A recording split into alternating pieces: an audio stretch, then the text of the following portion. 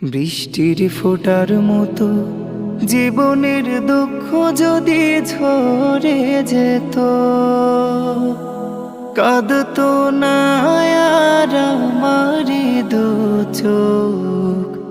দুঃখ যত না বিরত, বৃষ্টির ফোঁটার মতো জীবনের দুঃখ যদি ঝরে যেত,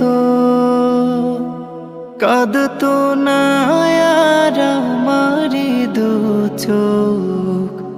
দুঃখ যত না বিরত,